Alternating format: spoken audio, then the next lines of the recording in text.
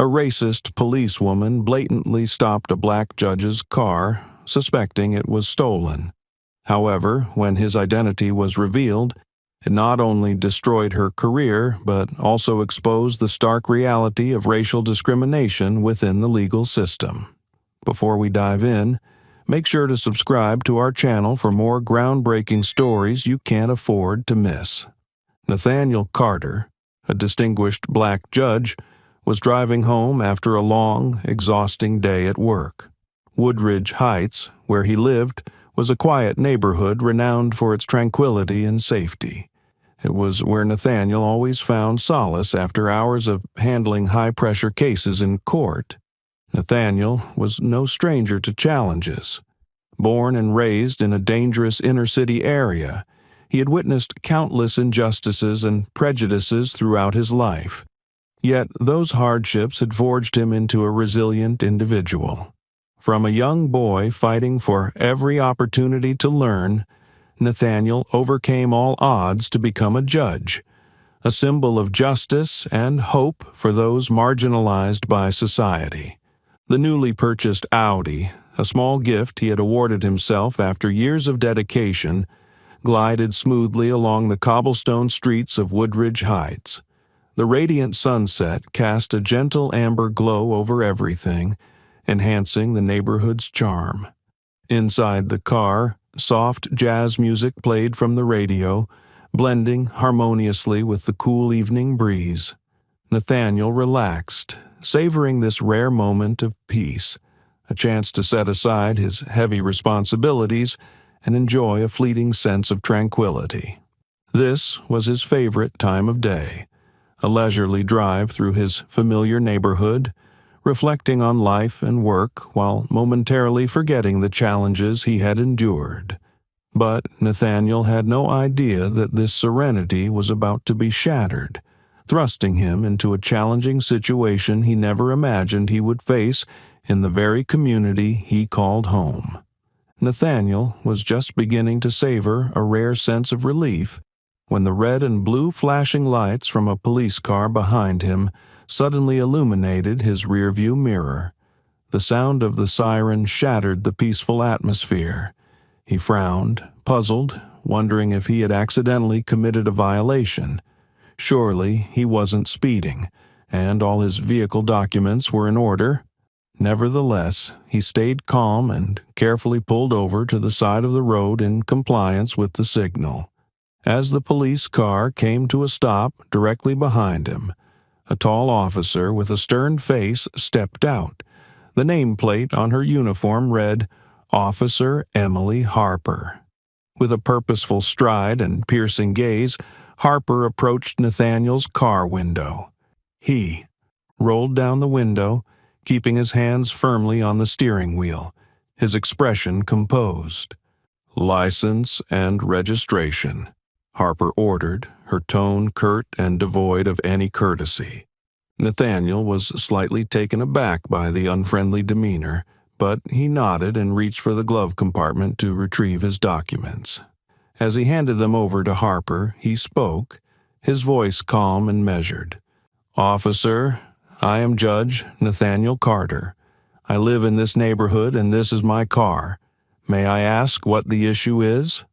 Harper glanced at the documents indifferently, her expression betraying no reaction to what he had said. Instead, she frowned and took a step back. Her voice remained as cold as before. "Step out of the vehicle, Mr. Carter." Nathaniel blinked, surprised by the sudden command. "Officer, I don't understand. What have I done wrong?" he asked, striving to maintain his composure, though he could feel the tension rising. "Step out of the vehicle immediately," Harper repeated, her tone now more insistent. Her hand hovered over the holster on her hip, a gesture that was both a subtle warning and a display of authority. Nathaniel felt the pressure building in his chest. He looked into Harper's eyes, searching for some recognition, some hint of reason, but found none. There was no softening of her demeanor at the mention of his position as a judge. Harper didn't care. Or perhaps she deliberately chose to ignore it. Taking a deep breath, Nathaniel steadied himself. He knew all too well that this situation could escalate at any moment if he made the wrong move. There had been far too many stories like this, and he had no intention of becoming another tragic headline. "All right," he said, his voice still steady. He carefully opened the car door and stepped out, making sure to move slowly and deliberately to avoid any misunderstanding. As he stood before Harper, the red and blue lights from the patrol car reflected on both of them. Nathaniel noticed that Harper's gaze never wavered from him. It wasn't the gaze of someone enforcing a legitimate suspicion. It was the gaze of prejudice, the gaze of someone who believed he didn't belong here. A growing unease began to creep into Nathaniel's mind, but he reminded himself to stay grounded. He was a judge. He knew the law, yet, despite his deep understanding of the justice system, he couldn't shake the feeling that, at this moment, he wasn't being judged for his actions, but for something he couldn't change: the color of his skin. Nathaniel stood silently beside his Audi, the red and blue lights from the police car flickering on his face, casting a resolute yet helpless shadow. The air around him felt heavy, compressed by the suspicion and tension enveloping everything. His eyes, sharp yet betraying a trace of worry, followed Officer Harper's every movement as she spoke into her radio in a cold, detached voice. Moments later, the roar of an engine shattered the oppressive silence. A second police car arrived, its headlights glaringly bright, illuminating the entire corner of the street. Officer Brian Mitchell stepped out from the driver's seat, a tall man with a rigid posture and an expression as cold as if braced for any confrontation. Harper quickly approached him, exchanging a few brisk words, and Mitchell's gaze immediately turned to Nathaniel. Nathaniel could feel the skeptical stare from Mitchell, not the look of someone seeking truth, but the gaze of someone eager to impose guilt. The tension grew thicker as Harper raised her voice, clearly intending for Nathaniel to hear. "This vehicle matches the description of a stolen Audi from last week." A surge of anger coursed through Nathaniel, but he suppressed it. His face remained calm, though the tightly clenched hand at his side betrayed his true feelings. "This is my car," he said, his words slow and deliberate. "I bought it just a few days ago. The paperwork and plates are fully legal. You can check the system right now." Harper didn't respond. Instead, she exchanged a glance with Mitchell, who nodded. "Search the car," Harper ordered. Nathaniel felt his chest tighten with indignation, but he refused to let it erupt. He couldn't afford to. This was more than just a confrontation. It was a battle for his dignity against the unreasonable prejudice he was facing. "I've already told you," he reiterated, his voice low but steady. "All you need to do is check the system. Everything will become clear immediately." Harper turned back, her icy gaze locking onto him. "This is for safety, Mr. Carter," she said, her tone laced with thinly veiled sarcasm. She didn't see a judge deserving of respect. In her eyes, he was merely a black man standing next to a car that was too expensive to belong to him. Without hesitation, Mitchell moved to the Audi and began searching for it. Nathaniel stood tall, his eyes fixed on Mitchell's every move, though his insides churned with fiery frustration. From nearby windows, curious neighbors peered out, their gazes fixed on the scene.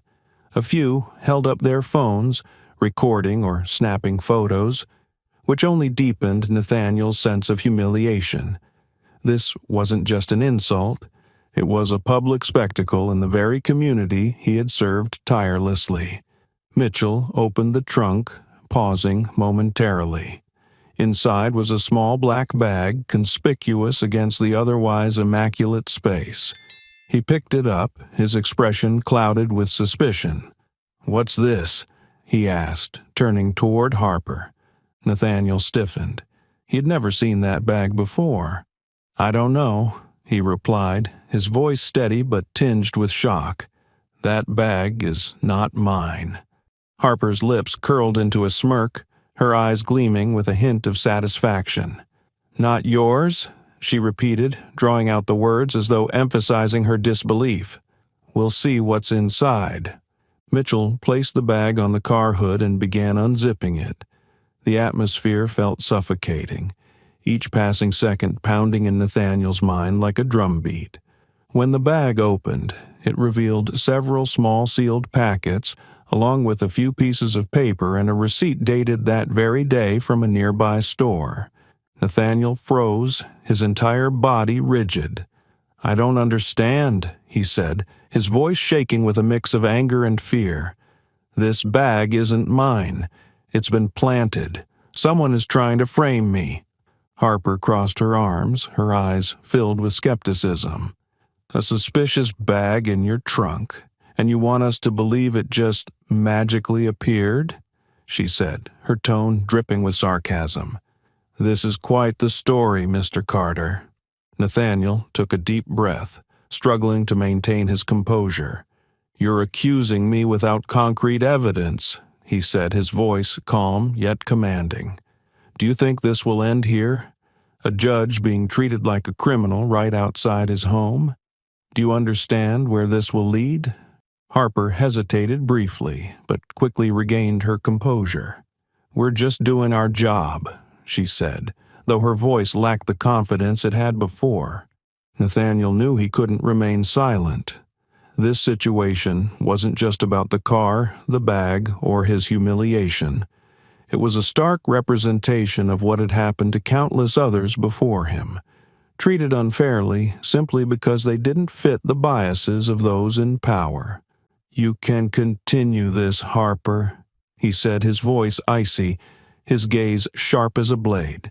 "But I promise you, this will not end here. People are watching, they're recording, and justice will not side with those who abuse it." The tension had reached its peak. Harper stood still, her gaze faltering as she noticed the phone lights from the crowd nearby, capturing every second. Mitchell remained silent, his hand still on the bag, though the tension in the air was palpable. Nathaniel didn't look away. He was prepared for this battle because he knew it wasn't just his story at stake. Nathaniel stood motionless, his eyes fixed on the black bag lying on the hood of his Audi, a strange object that had just been pulled from his car's trunk. For a moment, all sound seemed muffled, leaving only confusion and the seething anger boiling within him. He didn't know where the bag had come from, but he understood it would push an already tense situation over the edge. Harper stood a short distance away, arms crossed, her gaze cold and resolute. There was no explanation, no acknowledgement that she might be wrong. She glanced at Mitchell, then gave a slight nod. "Cuff him," Harper ordered, her voice as sharp as a knife. Nathaniel flinched as though he'd been struck in the chest. "What? No," he exclaimed, trying to keep his voice steady but shaken. "You can't do this. I am Judge Nathaniel Carter, and I'm telling you that bag is not mine. Before you act, you need to verify the facts. I demand it." Harper didn't respond, her gaze unwavering. She turned to Mitchell, pressing him with a determined look. Mitchell hesitated briefly, a flicker of doubt crossing his face, but he still stepped toward Nathaniel, handcuffs glinting in his hand. "You have the right to remain silent," Harper said, her voice flat and emotionless. It was a phrase Nathaniel had heard countless times in courtrooms, but this time it was directed at him. For the first time in his life, he felt the bitter sting of being wrongfully accused. "This is a terrible mistake," Nathaniel protested, his voice shifting from calm to furious. "Call your superior right now. I demand a reasonable explanation for this." Harper, still projecting an air of indifference, looked at him as though he were speaking nonsense. "Just stay quiet and cooperate," she said, her tone authoritative but laced with a hint of mockery. As the cold metal of the handcuffs tightened around Nathaniel's wrists, he felt as though the world around him was collapsing. The red and blue lights from the 2 police cars swirled, illuminating a scene of injustice playing out in front of everyone. He wasn't afraid. It was the humiliation that burned in his chest. From the surrounding windows, neighbors peered out, their silhouettes visible behind curtains, while the glow of smartphones captured every moment. Nathaniel knew that this image would be etched into their minds, not as a respected judge, but as a presumed criminal being led away under the glare of flashing lights. Mitchell glanced at him briefly, a glimmer of regret in his eyes, as if he, too, recognized the wrongness of the situation. But Harper's pressure and determination left him no choice but to comply. "Do you even realize what you're doing?" Nathaniel said, his voice now blazing with anger. "You're destroying the reputation of an innocent man, and worse, you're destroying your career. You will be held accountable for this, Harper." Harper wavered momentarily, but she quickly masked it with a cold smirk. "This isn't personal, Mr. Carter. We're just doing our job." Nathaniel let out a bitter laugh, the sound harsh and cutting through the silence. "Your job? You call this your job? A bag mysteriously found in my car, a car you didn't even bother to verify belongs to me. Is this your duty or your prejudice guiding you?" Harper didn't answer, but her gaze faltered. Nathaniel's words, each like a sharp blade, pierced through her confidence. She couldn't meet his eyes anymore. Mitchell, meanwhile, stood silently. He glanced between Harper and Nathaniel, clearly aware of the injustice unfolding. "Harper," he said quietly, as if trying to reason with her, "maybe we should double-check before going further." "No," Harper interrupted, her voice less certain than before. "We're doing the right thing." Nathaniel turned to Mitchell, his gaze cold but heavy with meaning. "Mitchell, you know this is wrong. Don't let yourself be dragged into her mistake. Just run the plate and my identity. Everything will become clear immediately." Mitchell turned away, but the hesitation in his eyes was evident. Harper, though visibly shaken, maintained her outward resolve, struggling to keep control of the situation. As Nathaniel was led away, the police lights reflected off his face, casting an ominous and unjust glow over the scene. At that moment, he realized that this battle was no longer just about him. It symbolized a broader truth, one he had witnessed countless times in his career, but was now experiencing firsthand. Injustice does not wait for the truth. It thrives on power, prejudice, and fear. But Nathaniel Carter did not fear. He knew this was only the beginning of a fight he could not and would not lose. Harper leaned lightly against the police car door, arms crossed, her gaze fixed on Nathaniel. While Mitchell ran additional checks through the system, she discreetly wiped her brow, a small gesture that betrayed the tension gripping her. Outwardly, she maintained an air of cold determination, but inside a storm of emotions churned. Standing there, Harper struggled to keep her composure, but a growing sense of unease gnawed at her. She could feel the eyes of the surrounding neighborhood on her, not just curious stares, but judgmental ones. She knew they were watching, and it felt like sharp needles piercing her confidence. A memory from 3 years ago suddenly flooded back. The face of the man that night, the luxury car, and the fear she had felt were still vivid in her mind. But now, as she looked at Nathaniel Carter, she began to question whether she was conflating her old fears with the present reality. An uncomfortable thought surfaced, one she couldn't ignore. If she was wrong, if her judgment truly was flawed, it wouldn't just harm Nathaniel. It would undermine the very principles she believed she was protecting. Mitchell glanced at Harper, his expression tinged with sympathy. "Harper," he said softly, almost a whisper. "Are you okay?" She turned to him, her eyes briefly revealing the exhaustion she had tried so hard to conceal. "I don't know, Mitchell," she admitted. "I'm not sure I even know what's right or wrong anymore." "What do you think about him?" Mitchell asked, breaking the silence. He still held the black bag they had found, his expression skeptical. "It doesn't matter what I think," Harper replied, her voice cold like a shield, trying to mask her inner uncertainty. "I have a job to do. This car matches the description from a theft report, and we need to clear this up." Mitchell frowned slightly, glancing back at Nathaniel, who stood silently, his hands cuffed. "I don't know, Harper. He doesn't look like the kind of person we're after." Harper turned to face Mitchell, her voice dropping lower as if she wanted to keep the conversation between them.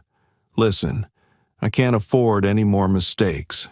You know, after last month's incident," she hesitated, her gaze dropping to the ground for a moment before she looked back up with renewed determination. "I've already been reprimanded, Mitchell. The higher-ups want results, and I can't risk my career this time." Mitchell said nothing. He knew exactly what Harper was referring to, the botched car chase that had led to serious consequences for the entire team. Harper had faced internal discipline, and since then, she had been desperate to prove herself, sometimes to an extreme. "But he says he's a judge," Mitchell said, trying to keep his tone neutral. "Don't you think that's worth verifying?" Harper let out a dry laugh, her eyes glinting with skepticism. "Anyone can claim to be a judge, a doctor, or whatever else. That doesn't prove anything. To me, he's just a black man driving an Audi, the same car reported stolen last week." Mitchell heard the firmness in her voice, but he also sensed something more, an emotion that went beyond mere duty. "Is there something else going on, Harper?" he asked softly, probing. Harper hesitated before finally answering. Her eyes flickered with uncomfortable memories. 3 years ago, I was robbed. The guy drove a fancy car, just like his." Her voice quivered slightly before she steadied it again. "I was threatened. And since then, I can't look at people like that without thinking the worst." Mitchell sighed. "Harper, I understand the pressure you're under, but we can't let prejudice dictate how we do our jobs." Harper tightened her arms around herself as if shielding against some invisible blow. "I'm not prejudiced, Mitchell. I'm just following protocol." But even as she said it, the creeping unease within her couldn't be ignored. Deep down, she knew that bias had seeped into her judgment. Mitchell quietly observed Harper for a long moment. He understood she wasn't just dealing with a potential suspect, but also grappling with her fears and the immense pressure she faced. Yet, could any of that justify how she was handling this situation? He wasn't sure, and the thought left him deeply uncomfortable. Meanwhile, a few meters away, Nathaniel stood with his hands cuffed, silent as Harper and Mitchell continued their conversation. Each word they exchanged hinted at the deeper reasons behind Harper's actions. A woman scarred by her past, weighed down by present expectations, and afraid of what the future might hold. But could any of that excuse her treatment of an innocent man? The police lights continued their rhythmic flashes, illuminating Nathaniel's stoic face and the inner turmoil reflected in Harper's eyes. Unanswered questions hung heavy in the air as the situation edged closer to a boiling point no one wanted to reach. Nathaniel took a deep breath, feeling the cold air fill his lungs. The handcuffs dug into his wrists, leaving visible red marks. But he stood tall, unyielding. The flashing lights of the police cars illuminated his face, the calm, resolute expression of a man who had faced countless battles in the courtroom. In contrast, Officer Harper stood before him, her gaze sharp, though her uncertain movements betrayed the anxiety welling up inside her. "Officer Harper," Nathaniel began, his voice deep and steady, resonating like the gavel in a courtroom. "You are making a grave mistake. All it takes is a check of the vehicle's information in the system, and everything will become clear. If not, call your superior. That is the correct and lawful course of action." Harper folded her arms across her chest, her gaze attempting to maintain its icy veneer. "I know what I'm doing, Mr. Carter," she replied, her tone sharp but lacking confidence.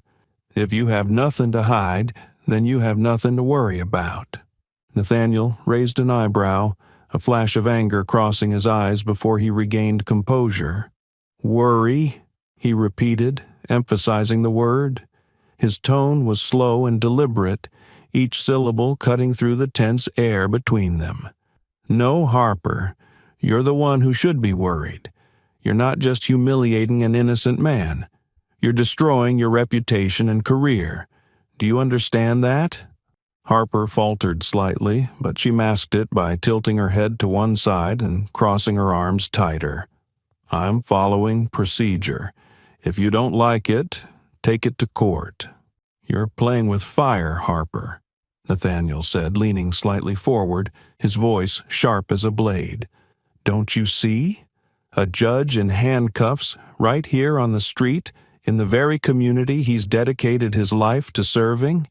Do you think this ends here? The media will descend, lawyers will swarm, and you will pay the price. Don't let your pride turn today into a nightmare without end." Harper's eyes darted nervously around.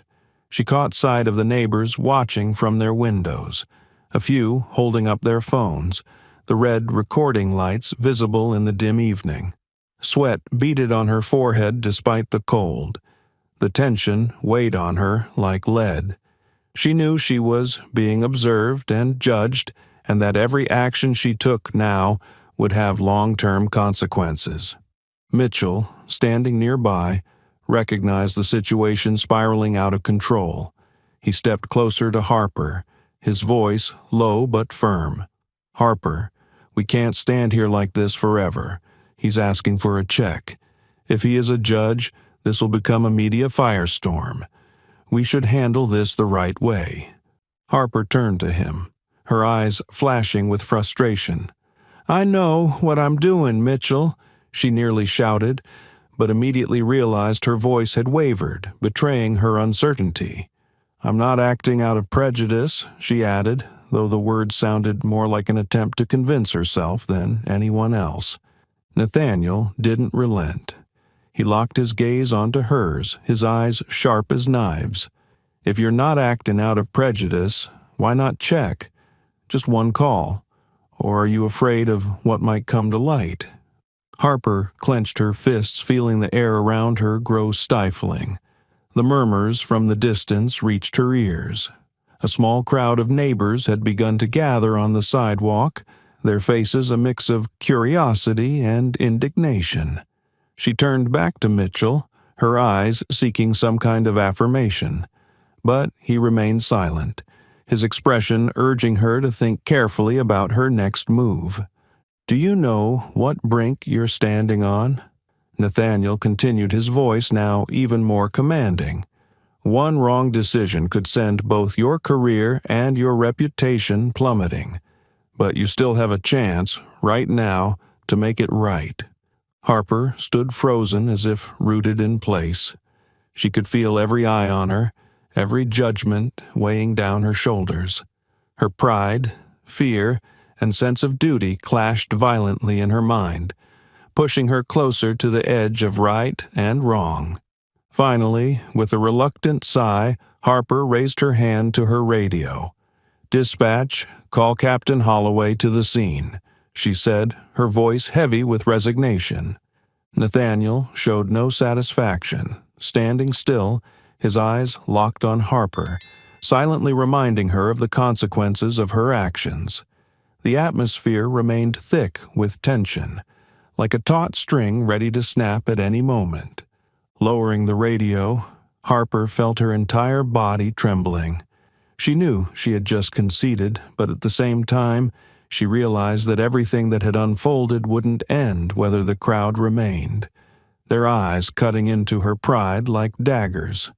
She had done the right thing, but the cost could be far greater than she had anticipated.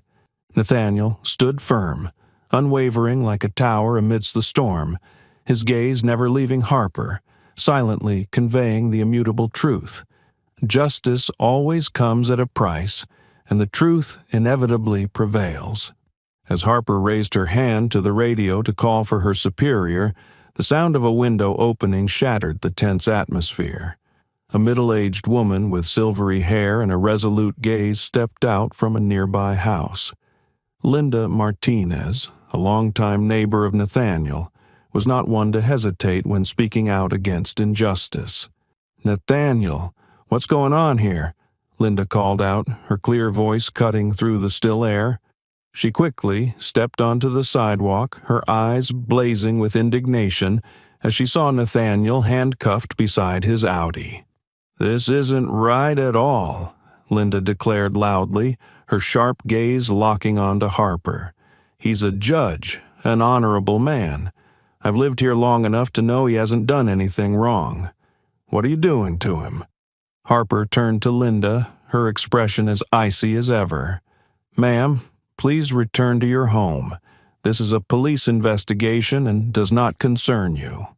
When Harper directed Linda to return indoors, the older woman stood her ground, turning instead to the other neighbors who were watching from windows and doorsteps. "We can't just stand by and let this happen," Linda said loudly, her voice rallying the onlookers. "If we stay silent, who will stand up for us when the same thing happens to one of our own?" The crowd began to grow larger. A young man named Jake stepped out from the gathering, phone in hand. "I'm live streaming this, Linda. Everyone's watching and they want to know why a judge is being treated like this." "We're not leaving until you let him go," Linda announced firmly, "or until you explain yourselves right here in front of all of us." Murmurs of agreement rippled through the crowd, which grew denser by the minute. Harper's composure wavered slightly as she glanced at the growing group of onlookers. The situation was spiraling out of her control, and the pressure from the community was mounting. Mitchell stepped closer to Harper, his voice low but insistent. "Harper, I think we need to stop this. This is no longer just about us." The growing presence of the community exerted significant psychological pressure, forcing Harper to rethink her actions. Linda, unfazed by Harper's demand, stepped closer to Nathaniel as if her physical presence could shield him. "This doesn't concern me. He's my neighbor. I know him better than anyone here. You have no right to treat him this way without a valid reason. If you don't verify his information right now, I'll call a lawyer." Harper narrowed her eyes, her frustration evident on her face. "Ma'am, I'll say this again. This is a police matter, and I ask you not to interfere." But Linda didn't back down. "Interfere? If you were doing your job properly, no one would need to interfere. Have you even checked the car's information? Or is this just a cheap display of prejudice in our neighborhood?" Linda's words heightened the tension. Harper could feel the weight of the stares from the surrounding houses. Some of the neighbors had stepped out, phones in hand, recording every moment of the scene. Mitchell moved closer, his tone calm but firm. "We're attracting unnecessary attention. I think we should call Captain Holloway sooner rather than later." Harper clenched her jaw, her confidence shaken further. But she tried to stand her ground. "They can record all they want. I'm just doing my job." Linda stared directly at Harper, her eyes blazing with righteous anger. "Your job? Is humiliating an innocent man in front of his community your job? If you don't release him and apologize immediately, I promise you, everyone here will know exactly how you handled this." Nathaniel turned to Linda, his voice calm but warm. "Thank you, Linda. I deeply appreciate your support, but please stay safe. I will handle this appropriately." Linda nodded slightly, but her gaze remained fierce as she looked at Harper and Mitchell. "Just know, Nathaniel, you're not alone," she said, her voice cutting through the tension like a warning directed at Harper. Harper felt a growing unease creeping into her thoughts as the situation continued to spiral. With every phone light capturing the scene, she understood that her every decision now would have lasting consequences, not just for Nathaniel, but for her career as well. Mitchell turned to Harper, his disapproval clear in his expression. "We need to handle this professionally. This isn't something we want to see on the news." Harper stood still, weighing her options under the increasing pressure. But at that moment, she realized that Linda and the community's presence had completely shifted the dynamics of the situation. She wasn't just dealing with Nathaniel anymore. She was facing a watchful and vocal community that scrutinized her every move. Every passing second stretched into eternity, as Harper felt herself teetering on the edge of a critical decision, one that could change everything. The roar of an approaching engine pierced through the tense silence, drawing every eye to its source. Another police car pulled up, its flashing lights casting eerie, dramatic shadows across the walls of the surrounding buildings. From the driver's seat emerged a middle-aged man. Tall, with a crisply pressed uniform and a stern expression, Captain James Holloway exuded authority without speaking a word. But as his gaze swept across the scene, landing on Nathaniel Carter, someone he recognized, standing handcuffed by his Audi, his face betrayed a mix of shock and concern.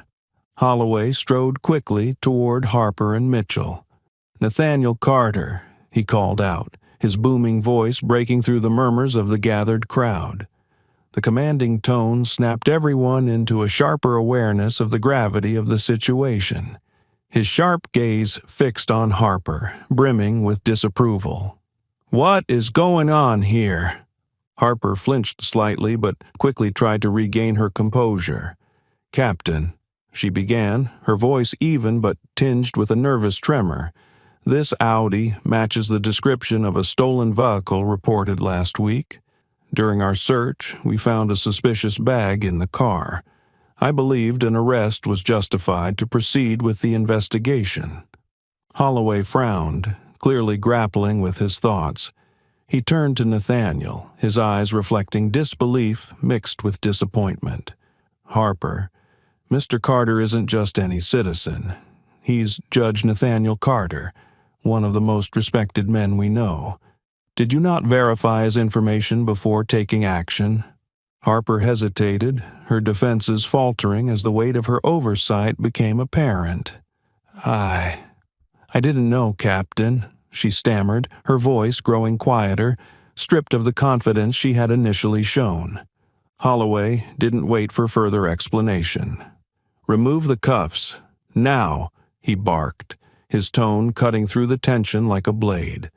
Mitchell nodded, stepping forward to unlock Nathaniel's restraints. Nathaniel slowly brought his hands forward, rubbing the red marks left by the cuffs. Though freed, he remained rooted in place, his piercing gaze locked on Holloway. The restrained anger within him simmered like a dormant volcano, ready to erupt. "Captain Holloway," Nathaniel began, his words measured and deliberate, each syllable striking the air like a hammer. "What do you call this? A minor misunderstanding?" Holloway took a deep breath, visibly trying to maintain his composure. "Mr. Carter, I sincerely apologize. This was a grave mistake. We'll address this immediately." "Mistake?" Nathaniel repeated, his voice sharp enough to slice through the heavy atmosphere. Whose mistake, Captain? Harper's for acting recklessly? Or the system you oversee, a system that allows bias to guide behavior instead of justice? Holloway's shoulders sagged slightly, the weight of Nathaniel's words pressing down on him. He knew the judge was right, and he also understood the far-reaching consequences this incident could have. Yet, he felt compelled to protect his team, even in the face of their obvious wrongdoing. "Mr. Carter," Holloway said, his tone measured but firm, "I assure you I will personally handle this matter. What happened today does not represent the entire force." Nathaniel let out a bitter laugh, the sound filled with derision and frustration. "Doesn't represent? Captain, this isn't an isolated incident. This is emblematic of a larger problem, a system where people like me face prejudice daily, where bias is a weapon, not a shield." Holloway felt a heavy weight settle on him, his resolve faltering. He turned to Harper, who stood motionless, her face pale and tense. "Harper," he said, his voice carrying a note of disappointment. "Did you even check the vehicle's information?" Harper shook her head, her voice barely audible. "I was going to, Captain, but you didn't," Holloway interrupted, his voice cold as steel. "And for that, you will be held accountable." Nathaniel took a step forward, meeting Holloway's gaze directly. "Captain, I don't care for empty apologies or vague promises. I want to know, right now, how this system will change to ensure this doesn't happen again. Not just to me, but to anyone." Holloway stood silent for a moment, feeling the eyes of the crowd and his officers boring into him. He understood that Nathaniel wasn't just speaking for himself. He was voicing the frustrations of a community and countless others who had endured such injustice silently for too long. "I give you my word," Holloway said, his voice deliberate and steady. "Every necessary action will be taken. Harper will be held accountable for her decisions today, and I will ensure that no one else has to endure what you did." Nathaniel remained silent, his sharp gaze unyielding. "I'll hold you to that," he finally said, his tone ice-cold. "But remember this, Captain. Your promises will be judged by your actions, not by the hollow words I've heard far too many times." Holloway nodded, but he knew this situation had grown far beyond a simple incident. It was a harsh reminder that the system he had sworn to protect and serve had cracks that could no longer be ignored. And Nathaniel Carter, with his unwavering stance and commanding voice, had forced him to confront that painful truth. When Captain Holloway arrived at the scene, he exuded a cold demeanor and immediately sided with Harper. "Mr. Carter, I trust that my officers are carrying out their duties. If nothing illegal has occurred, you should cooperate." Nathaniel's anger flared as he met Holloway's gaze. "Captain, do you even realize what you're saying? You're defending abuse of authority in front of an entire community." Linda and the other neighbors reacted immediately. "Captain, we have evidence," Jake shouted, raising his phone that was live-streaming the scene. "People are watching, and they won't stay silent." Holloway hesitated for a moment, recognizing the mounting pressure from both the community and social media. Finally, he softened his tone. "I will personally investigate and ensure everything is clarified." But Holloway's initial hesitation only fueled the community's anger, painting him as complicit alongside Harper. Nathaniel remained motionless, his piercing gaze locked on Holloway. His silence weighed heavily on the already tense atmosphere.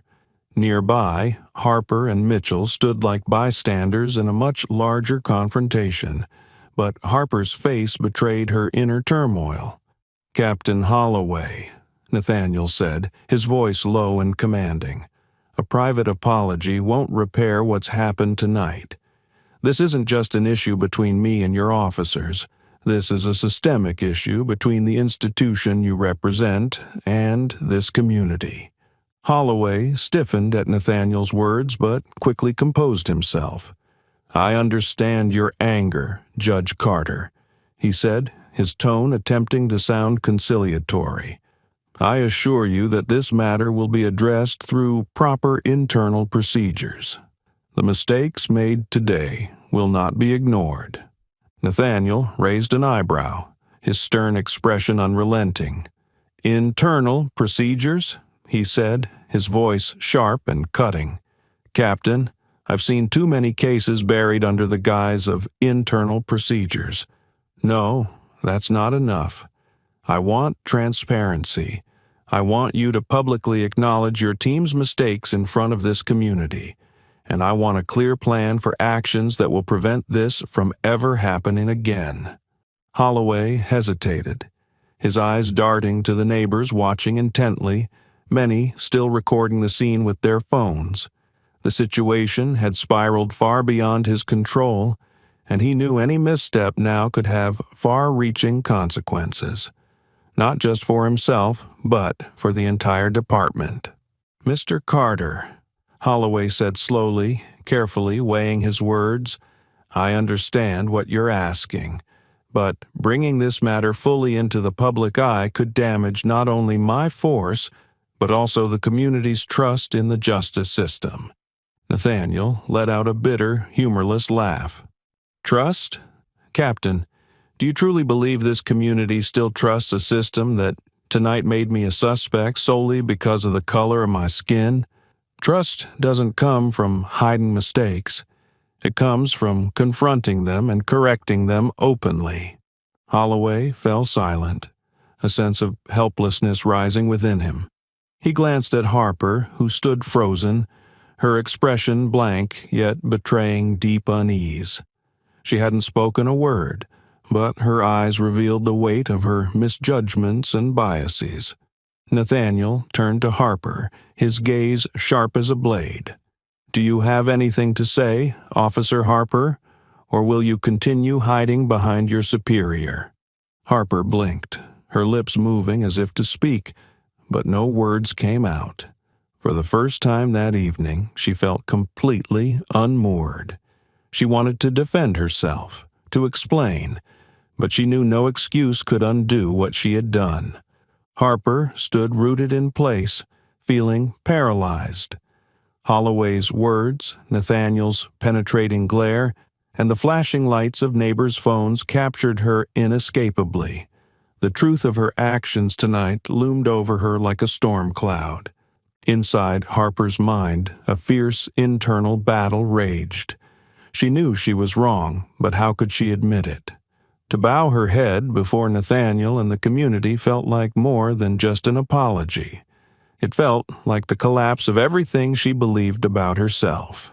She looked at Nathaniel, searching his eyes for any sign of leniency, but all she saw was restrained fury, a justified anger she couldn't deny. Harper swallowed hard, her throat dry. "Captain," Harper said at last, her voice trembling, lacking the cold authority it had carried earlier, I think we need to clarify everything before the community. It's our responsibility." Holloway, sensing the escalating tension, spoke with a tone of compromise he hoped would de-escalate Nathaniel's anger. "Judge Carter, you're right. We will hold a public press conference to acknowledge our mistakes. I also commit to implementing training and reforms to ensure this doesn't happen again." Nathaniel nodded slowly, but his gaze remained as steely as ever. "I'll be watching your actions, Captain, and let me warn you, if I see even a hint of a lack of transparency, I will bring this entire story to the media. I have nothing to lose, but you do." Nathaniel's words hung in the air like a final warning, thickening the oppressive tension. Holloway nodded silently, knowing this confrontation was far from over. Nathaniel wouldn't rest until he saw a tangible change. Harper, standing in quiet shame, faced the cold reality that her decisions tonight had not only tarnished Nathaniel's dignity, but had also shaken the very foundation she thought she was upholding. In the days following the incident, the events of that night spread rapidly across social media. Videos of Judge Nathaniel Carter, a respected figure, being handcuffed and treated like a suspect captured public attention. Comments, shares, and widespread outrage flooded forums and platforms. Hashtags advocating for justice and equality surged, turning Nathaniel's story into a symbol of a broader issue: systemic injustice and bias in law enforcement. Nathaniel seized the opportunity to spark change. He organized a community meeting at the local cultural center, not just to set the record straight, but to initiate a conversation about deeper issues that extended beyond his experience to affect millions of others. The large hall at the cultural center was packed. Seats were filled, with some attendees standing along the walls. The audience wasn't limited to neighborhood residents, but included journalists, social activists, and curious individuals seeking to understand the story that had sparked such widespread attention. Nathaniel stepped onto the stage, his eyes scanning the crowd, sensing their support and expectation. "Thank you all for being here today," he began, his voice resonant yet warm. "What happened to me that night wasn't just a personal mistake. It was a reflection of a deeper, systemic issue: how we treat each other based on prejudice and false assumptions." Nathaniel recounted his experience, the humiliation and disregard he felt, and the similar stories he'd encountered throughout his career. But he didn't stop at recounting the past. He called for action. "We can't change the past, but we can shape the future. That begins with acknowledging our mistakes and committing to correcting them." Among the attendees was Harper. Sitting near the back, her head slightly bowed, she looked pensive. When Nathaniel concluded his speech, he surprised everyone by inviting her to speak. The room turned its attention to Harper, and she felt the weight of their gaze. As Harper stepped up to address the community, she didn't just apologize. She outlined a concrete plan for change. "I commit to undergoing training on implicit bias and working with this community to create regular dialogues between law enforcement and residents," Harper said. She paused, looking toward Nathaniel. "But words aren't enough. Starting tomorrow, I will lead a project to improve relationships between the police and the community. This isn't just about making amends, it's a commitment to building something better." Her words silenced the crowd. While some skepticism lingered, others nodded in agreement. Harper went on to speak about the pressures she'd faced, from prior incidents, fear of losing her job, and biases she hadn't recognized in herself. But pressure is no excuse. Bias has no place in the work of a police officer. I see now that if I don't change, I'll harm not only others but also myself. What struck me most, Harper continued, her eyes scanning the room, was realizing how wrong decisions not only harm others, but force us to confront who we are. That night, I didn't just hurt Judge Carter. I undermined the very value I thought I stood for: justice. Her voice grew steadier as she spoke. "I can't change what happened, but I can commit to learning from it. I want to do more than change myself. I want to help build a fairer system." Her gaze rested on Nathaniel, an unspoken acknowledgement of his role in forcing her to face her flaws. "Thank you, Judge Carter, for holding me accountable." The room fell silent, not with judgment, but with a sense of collective reflection and understanding. Nathaniel nodded slightly, saying nothing, but his expression suggested he understood, and this was the first step toward the change he hoped to see. Harper's words, while unable to undo the past, carried a sincerity that left many in the room deep in thought. She pledged to attend training programs and work toward repairing not only her mistakes but also systemic issues within her department. The meeting ended, but the story continued to spread. Videos of Nathaniel in handcuffs under the flashing lights of police cars were not just shared. They became focal points in national conversations. Hashtags like "Justice for Nathaniel" and "End Racial Bias" trended rapidly. Articles, posts, and comments flooded in, demanding reforms in law enforcement. In one widely shared video, George, a veteran neighbor, stated, "This isn't just Nathaniel's story. It's the story of all of us, of our need for a system that is fair and free of bias. We, the residents of Woodridge Heights, won't stay silent." The outrage on social media compelled the police department to hold a public press conference. Harper, despite her commitments to change, continued to face scrutiny from the community. Nathaniel, in interviews, spoke not just about his experience but emphasized, "Change doesn't come from apologies. It comes from action and transparency." The story didn't end with the community meeting. It became a wake-up call, a reminder of the power of unity and accountability in the fight for justice. Nathaniel felt a sense of hope, but he knew hope must be sustained by action. This battle was part of a long journey, but he was ready to face it, not just for himself, but for others who had, were, and would face injustice.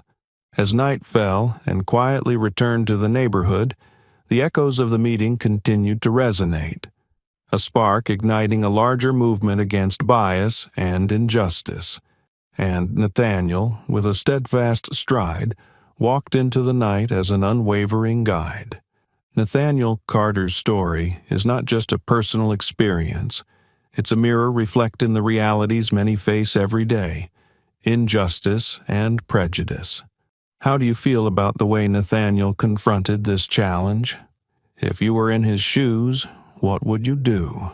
We'd love to hear your thoughts in the comments. If this story resonated with you, please like it to show your support, share it to spread this powerful message, and subscribe to our channel for more inspiring and meaningful stories. Thank you for joining us.